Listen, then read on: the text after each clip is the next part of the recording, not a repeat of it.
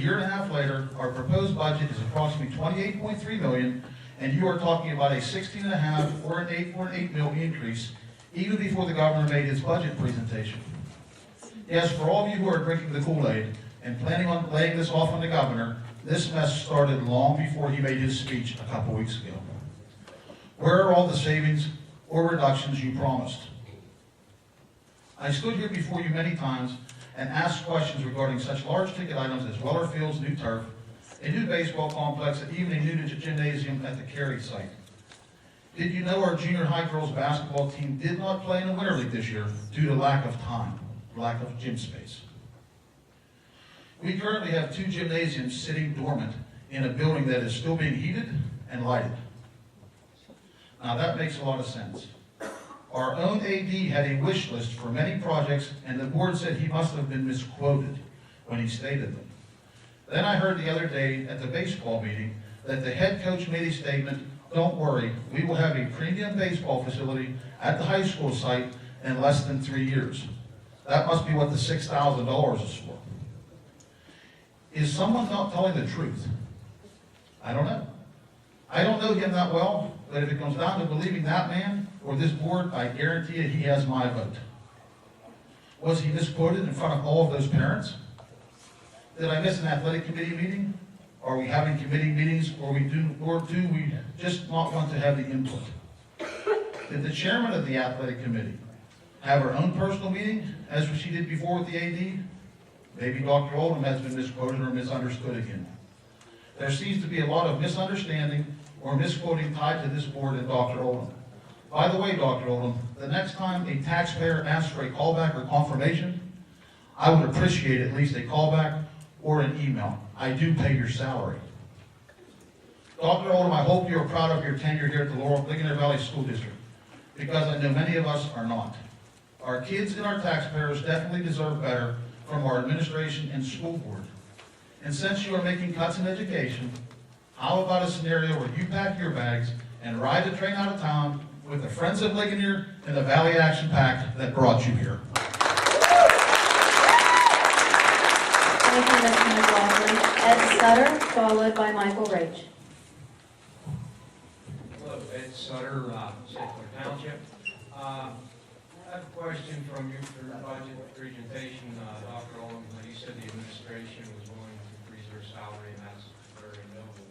Are you two going to be taking a administrative salary freeze on your salary? You are? We the taxpayers, thank you. It's nice to see the room full here tonight. There's some familiar faces and faces that we haven't seen before. I have a question. Under finance, there's a discussion under budget. Since there's a full house tonight, I think it would be excellent if everybody in this room got to hear this board actually discuss something. Because most of us who have been coming here for the last year and a half, Mr. Mayor will answer a question, Mr. Kunkelman will. There's no discussion, there's no debate. I don't know where all the discussion takes place, but it sure as heck isn't in this room in front of the taxpayers. Moving on. Budget item F2111. Approval of Western IU budget. There's no total here, the total budget, and there's also no dollar amount of what the district share is. Could somebody give that to me, please? You're voting on it tonight.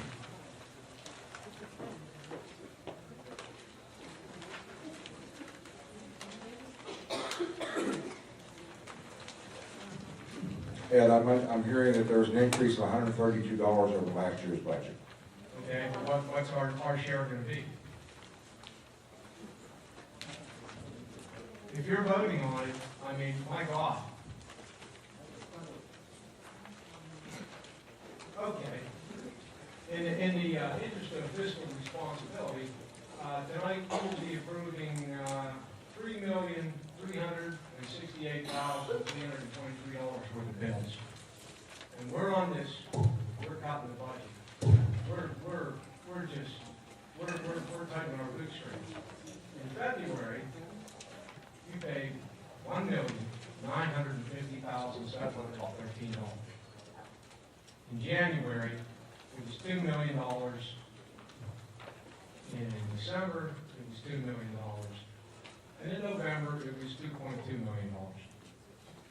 I've heard fiscal responsibility at least 3 times tonight. Come on. What happened in March? Do we have payroll taxes, quarterly tax? Okay, yep, go ahead. Answer. We had our March 1st bond principal and interest payments we made in February, which were $1.7 million. Okay, that would be interest on the debt that we have. Principal and interest. Okay, and that would be to do all the renovated buildings and whatever we have. And that never goes away. Because No matter what we do, no matter what we sell, no matter how much we cut the budget, that money never goes away until it's paid off. if we sell a building, then the proceeds would go towards reducing the debt service. But still, we have the debt service. Yes. Thank you. Okay, I see under information, under special ed programs, PVE, under special education, the LEA has corrected non-compliance. I assume that comes from the special ed audit. Was there a financial impact to the district, or was it a slap on the wrist? There was no financial impact, and Tammy, remind me, it was dates? Okay. And what was the remedy? We were out of compliance on some of the dates, and that's been remedied. We have to do better record keeping. Yes. Thank you. Looking down at item E42 and item E43, we kind of explained this a little bit, but it's kind of rushed. We're going to buy a book room for $20,000 through Title I funding, which elementary is the only elementary receives Title I funding, correct? And we're also going to buy some reading assessment kits. So that was kind of decided in the last, basically since February 28th. We had a meeting of the Brain Trust and we decided that this is better than doing a $300,000 reading program. We've been bringing different programs in since the fall. Okay. And in my office, I've been working with our federal programs coordinator, literacy coach, and our school psychologist who has a lot of experience in both assessment and reading programs. And so as we've been going through the process, we came down to 2 book rooms that would be able to meet our needs. Yes. So we're throwing Steve Dunn to the wind, or are we still involving Steve Dunn in this entire process with reading and spelling and writing? No, actually, we've had writing workshop training, we've had expository reading and writing training, and Mr. Dunn has provided shared reading literacy center training. Our next phase is guided reading training, and that will begin in May with another consultant. Okay, so we're not throwing Steve Dunn to the wind, but we're moving maybe in a... We will continue to use the strategies that Mr. Dunn has been presenting for the last 2.5 years.